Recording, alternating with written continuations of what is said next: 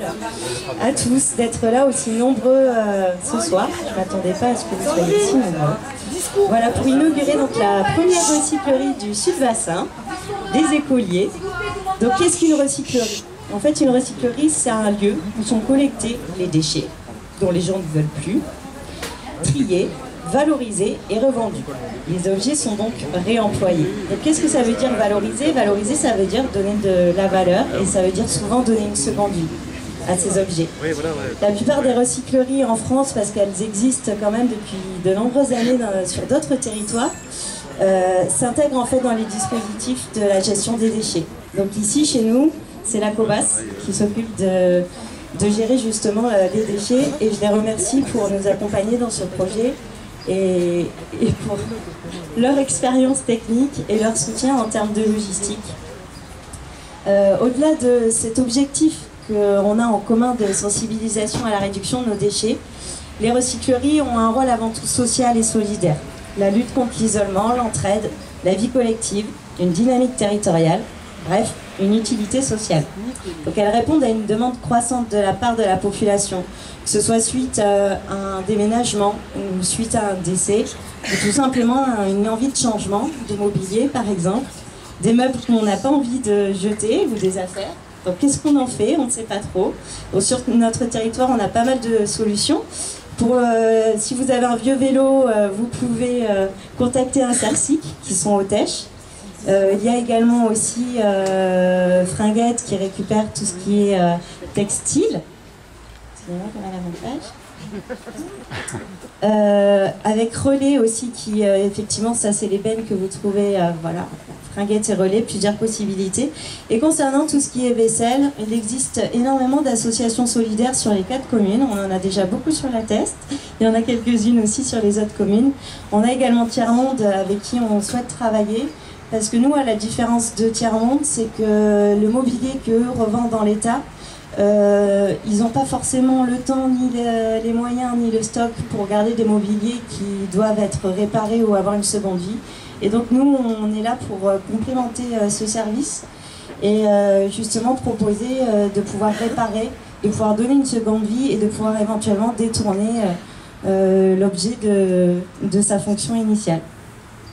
Notre objectif, au-delà des ressourceries classiques en France, ressourceries ou recycleries, les deux termes sont possibles, c'est que nous, on aimerait développer l'animation. On aimerait développer l'animation parce qu'on pense que c'est un axe fort de sensibilisation et de lien social, l'animation et la création. Alors l'animation au travers de notre structure partenaire qui est la CPCV Aquitaine, qui a déjà formé 3 de nos bénévoles en tant que formateurs d'animateurs BAFA. Et donc je vous remercie pour ce partenariat et j'espère pouvoir bientôt accueillir des formations et vous accueillir ici dans nos locaux. Je dois remercier aussi Eticop pour nous avoir fait rencontrer la CPCV aussi et d'autres partenaires comme le Livre Vert. On a de suite créé du lien et ce sont des structures qui sont sur Bordeaux, mais Bordeaux c'est pas si loin et Bordeaux il se passe des choses. Et c'est aussi grâce à l'atelier d'éco-solidaire de Bordeaux que monsieur le maire, vous avez été sensibilisé à ce que c'était qu'une recyclerie. Et donc voilà, je tiens à les remercier ce soir. Je remercie en fait les partenaires parce que c'est bien de rencontres en fait que ce projet est né. Donc ce projet, je remercie initialement Iba Farah qui était donc à la COBAS avec Nathalie Brodrati qui travaillait pour le Centre social et Garf qui m'ont en fait sensibilisé à ce que c'était qu'une recyclerie et motivé à mener à bien ce projet avec l'aide de tous les bénévoles qui s'y sont greffés au fur et à mesure. Et c'est grâce à ces rencontres qu'on a pu en arriver à ce projet. Parce que ce projet, donc, on l'a porté ensemble. Mais sans l'aide des pouvoirs publics, ça aurait été plus ou moins compliqué. Donc voilà, je tiens aussi à dire qu'on a besoin d'un soutien public, au-delà effectivement d'un local qui déjà représente pour nous des charges en moins et qui nous permettent bien sûr de fonctionner dès le début, surtout que quand on est en forme associative, c'est pas évident d'avoir une trésorerie de départ. Voilà, donc je tiens vraiment à remercier le fait qu'on puisse bénéficier de ce local qui est déjà trop petit Mais en tout cas, maintenant, il pourra être utilisé parce qu'il est mis aux normes associatives, donc on peut recevoir du public. En tout cas, on a eu plaisir à le transformer et je vais vous montrer un petit diaporama en suivant qui vous montrera l'évolution de A à Z et de tout le travail qui a été fait par les bénévoles. Je voulais remercier aussi le département et Unicité. Voilà, tous les t-shirts orange, c'était parce que grâce à vous et grâce au département, on a pu bénéficier aussi d'avoir des volontaires en service civique qui ont été totalement pris en charge. Et donc c'est sûr que quand on débute et quand on démarre, c'est beaucoup plus facile. La CPCV travaille également sur les volontaires en service civique et je trouve que c'est un dispositif qui est très complémentaire de celui d'Unicité. Et je ne regrette pas notre participation quand je vois que nos deux volontaires nous aident vraiment au quotidien. Je parle d'Alicia et Jimmy.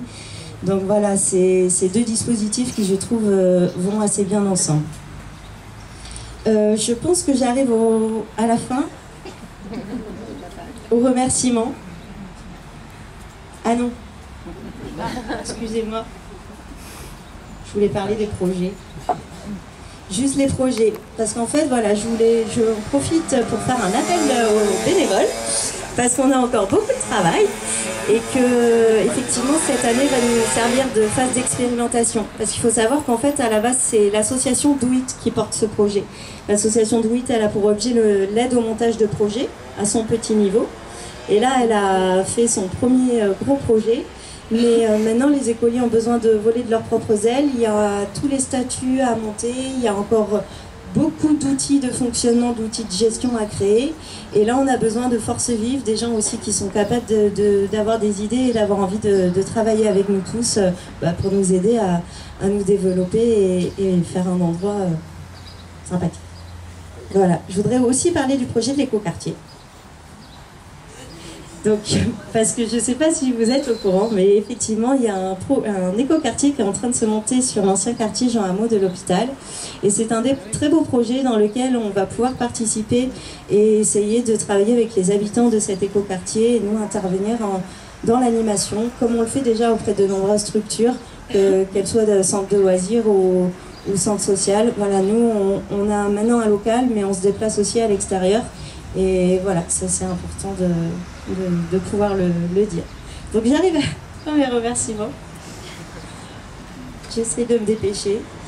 Déjà, je voulais remercier tous les bénévoles qui ont travaillé vraiment tous les jours et presque sans... Enfin, bon, le principe du bénévolat, c'est qu'on ne compte pas ses heures. Mais ça m'embêtait de ne pas les citer, mais... Je me suis dit c'est un risque de les citer, mais en même temps, par rapport aux 5 minutes que je vais encore vous prendre, je me dis, eux, par rapport aux heures qu'ils ont bossé, ils méritent aussi d'être cités. Donc avant tout, je citerai quand même au départ ma sœur et mes parents, qui m'ont supporté avec mon chéri, Robin. Voilà. Je citerai aussi Stéphanie Barsac, qui nous a aidé à vous montrer, monsieur le maire, ce que c'était aussi qu'on était capable de faire au départ. Voilà, et qui, avant d'avoir le local, a pu montrer sur des manifestations ce qu'on faisait. Je voudrais remercier Jérôme Devor, Christophe Akif, Damien Dubos, Sandrine Marcha-Personne, on ne sait plus trop, François Rivero, nommé Pedro. Je voudrais remercier Loïc Daman, Julien Danielzik. Je voulais remercier Julien Faure aussi, Ali. Je voudrais remercier Alain aussi de la Rague Verte, parce que même s'il n'est pas venu travailler ici, il nous a beaucoup aidé. Je voudrais remercier Léa Pérez qui nous a fait ce merveilleux dessin que vous avez vu à l'intérieur sur ce beau mur rouge. Je voudrais remercier Agathe Lalande qui a été notre stagiaire et qui nous a beaucoup apporté durant son stage. Voilà, on espère prendre d'autres stagiaires comme toi qui nous aideront par la suite. Vincent Baucher, Nathalie Viala. Je voudrais remercier aussi l'incroyable travail de Tito Texera qui nous a fait le cabanon et énormément d'objets d'art à l'intérieur. Marie-Louise Pinto pour son incroyable aussi talent de tapissière et donc d'ailleurs voilà, j'espère qu'elle se montrera bientôt à son compte parce qu'elle fait vraiment un boulot de dingue. Je voudrais remercier aussi Florence Jiquel qui nous a largement aidé sur les créations aussi, notamment à Traprève et autres. Jérémy Humel qui depuis le début de l'aventure fait nos ateliers, commencé par les nichoirs et qui est toujours là pour nous aider et qui, j'espère, par la suite, pourra être officiellement présent chez nous avec un contrat. Voilà, je remercie aussi Mathieu Bonnac, je remercie la petite Camille qui nous a aidés ces derniers jours voilà, pour essayer de faire des choses. On l'a délogé de sa structure d'accueil. Je remercie mes volontaires, Laurie, Benjamin, Charles-Élie, Thibaut. Je remercie aussi Marielle, parce que Marielle, je lui ai promis qu'on lui ferait un fauteuil en peau de cuir de poisson et j'espère vous le présenter un jour. Voilà. Je remercie aussi FA, Benoît, Yannick Ferson, Christelle Tessier. Et si j'ai oublié personne, ne m'en voulez pas. Nicoco, merci pour les huîtres. Et je voudrais garder le meilleur pour la fin. Alors, je voudrais... Elle est où ? Elle est là. Elle est là, là. Je voudrais te remercier, Malon. Alors, pour l'incroyable travail que tu as fait à mes côtés, parce que je sais que tu travailles avec sérieux, avec ténacité, avec motivation, que tu gardes toujours le sourire, que tu sais mener la barque, tu sauras accueillir les gens, animer le lieu. Self-control. Allez. Et donc pour cela, Laurette, ce soir, je te propose de signer ton contrat.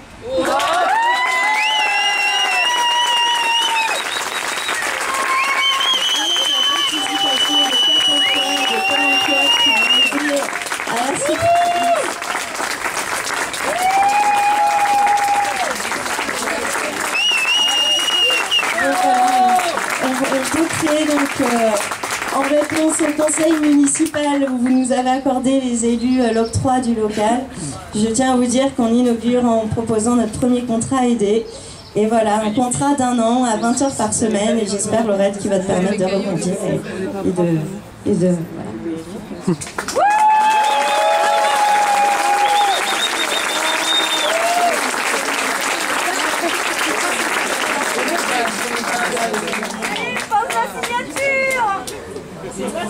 Un autographe.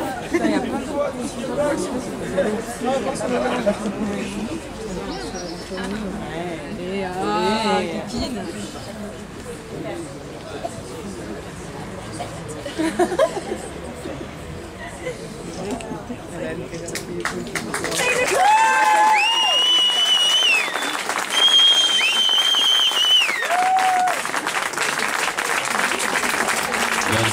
C'est quand même une signature très symbolique ce jour-là, je trouve que c'est magnifique. Bien, il faut changer le micro, je continue. Mesdames et messieurs, les élus, mesdames et messieurs, chers amis, tous les bénévoles, tous les participants, voilà, donc en tant que maire de la Thèse de Buch, j'excuse Madame le sénateur, présidente de la COBAS qui est retenue au Sénat. Et donc, évidemment, c'est une grande joie d'être avec vous, de pouvoir inaugurer ce soir ce nouveau lieu de vie, les Écoliers. Cette initiative, donc, qui voit le jour aujourd'hui, est le résultat d'un travail entamé il y a 2 ans, donc, par l'association Do It. Certains ici étaient là. Bon, il y a eu beaucoup de choses, il y a eu des conférences, il y a eu des propositions. Enfin, on va pas revenir là-dessus, ça serait trop long. Donc cette association donc pour porter ce projet. Pour réussir dans cette entreprise, il faut évidemment de la ténacité et les porteurs du projet ont fait preuve d'une constance de tous les instants. Un accompagnement pour formaliser cette structure et l'intervention d'Ethicop, bien sûr, a été évidemment très profitable, sans compter la motivation de tous les bénévoles qui suivent votre projet et vous sont fidèles depuis le début de cette aventure. C'est parce qu'évidemment je crois à ce projet social et à cette ambition collective que, vous le savez, j'ai visité l'atelier éco-solidaire de Bordeaux.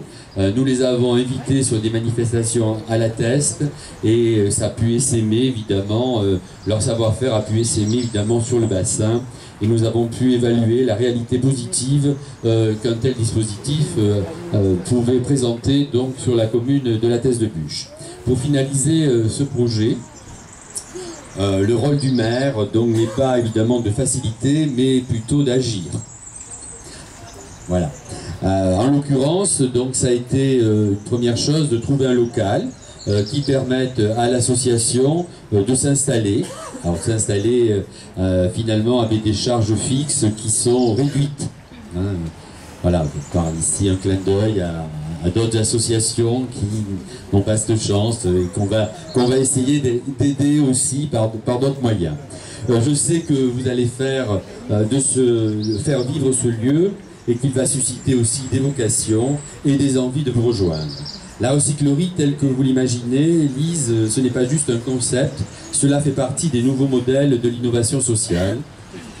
Les déchets des uns, les déchets de nous tous, évidemment, peuvent faire le bonheur des autres. C'est tout l'enjeu les prochains mois, de réutiliser ces matières, des objets dont les usagers, les collectivités, les entreprises veulent se débarrasser.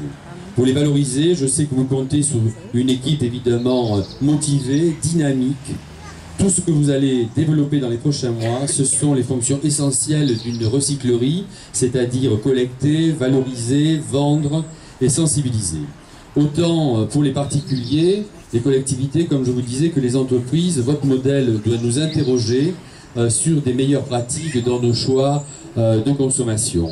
Vous pouvez compter sur le soutien, sur mon soutien, sur le soutien de la ville de La Teste dans le cadre de certains travaux pour s'interroger sur l'utilité au lieu de commander sur des catalogues, mais de pouvoir passer directement sur du réemploi pour évidemment diminuer les coûts, bien sûr, mais aussi permettre donc une activité locale. Ce cercle vertueux, c'est de créer aussi des heures de travail rémunérées qui permettront aux écoliers de pérenniser des emplois. Depuis janvier, donc vous l'avez dit tout à l'heure, vous êtes responsable de la prise en charge de 6 jeunes, 6 bénévoles civiques de moins de 25 ans pour aider aussi vos autres bénévoles. Et demain, je souhaite que vous puissiez ramener vers un emploi pérenne ces personnes, ces jeunes qui ont des compétences dans les métiers donc, que vous allez exercer.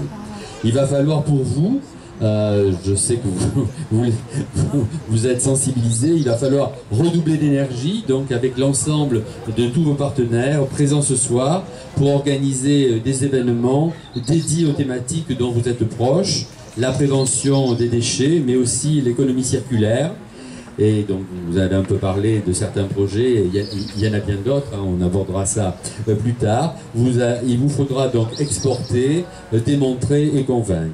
J'ai confiance bien sûr dans votre détermination pour que cette première représentation soit une réussite, une grande réussite, et que l'on puisse mesurer très vite le tonnage, puisqu'il faut évidemment donner des chiffres, quantifier, voilà, c'est toujours un peu ça dans l'économie et la réussite, il faut faire des bilans, donc pour faire des tonnages et ces tonnages réutilisés et les emplois aussi que vous pourrez créer. Je souhaite évidemment une longue vie aux écoliers sur la commune de La Teste de Buge, plus largement quand même, parce qu'il faut, pas de raison, il faut sur le sud-bassin et peut-être au-delà, puisqu'on a des représentants associatifs du nord-bassin, donc il faut aussi que ça essaime, le territoire est large, et autant pour valoriser donc les objets que pour permettre pour mettre plutôt en avant l'individu dans son épanouissement tant personnel que professionnel. Voilà, et merci, et puis voilà, c'est lancé, on a eu une symbolique forte de ce premier contrat, et puis j'espère qu'il y en aura d'autres, et qu'on pourra continuer à vous aider. Voilà. Bon vent, et bon courage. On va terminer sur une petite chanson. Je vous invite les petits volontaires à venir nous rejoindre ici, avec le piano, la guitare, tout ça. On vous a distribué les paroles, si vous voulez chanter avec nous, vous allez reconnaître l'air. Ça fait petit concert de plage. Je sais pas si vous allez voir. Les yeux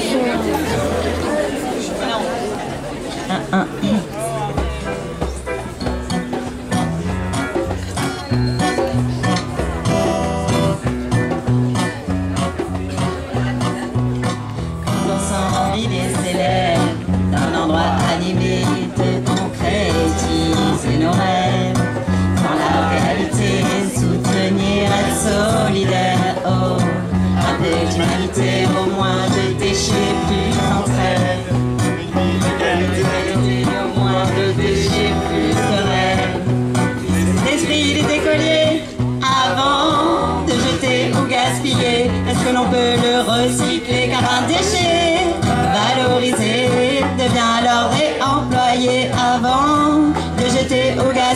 gaspiller? Est-ce que l'on peut le recycler? Car un déchet n'est plus déchet, transformé par les écoliers. Il est temps de prendre conscience, moins de poubelles à la semaine. Il est temps de donner du sens, de cultiver ensemble nos graines, plus de nature dans nos bitumes et moins de mauvaises habitudes. Ces petites choses qui n'ont toutes l'air de rien mais si nécessaires, ces petites choses qui n'ont toutes l'air de rien mais si nécessaires. Avant de jeter ou gaspiller, est-ce que l'on peut le recycler? Car un déchet valorisé devient alors réemployé. Avant de jeter ou gaspiller, est-ce que l'on peut le recycler? Car un déchet n'est plus déchet, transformé par les écoliers.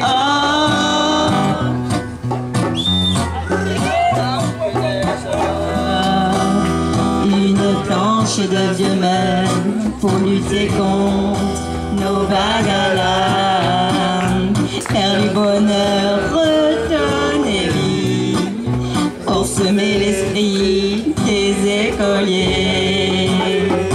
Avant de jeter ou gaspiller, est-ce que l'on peut le recycler? Car un déchet valorisé devient alors réemployé. Avant de jeter ou gaspiller, est-ce qu'on peut le recycler? Car un déchet n'est plus déchet, transformé par les écoliers. Avant de jeter ou gaspiller, est-ce que l'on peut le recycler? Car un déchet valorisé devient alors réemployé.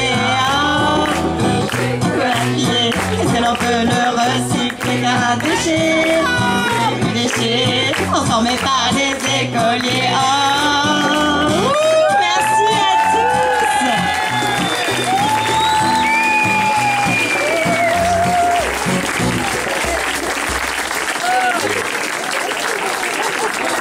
On va pouvoir trinquer maintenant.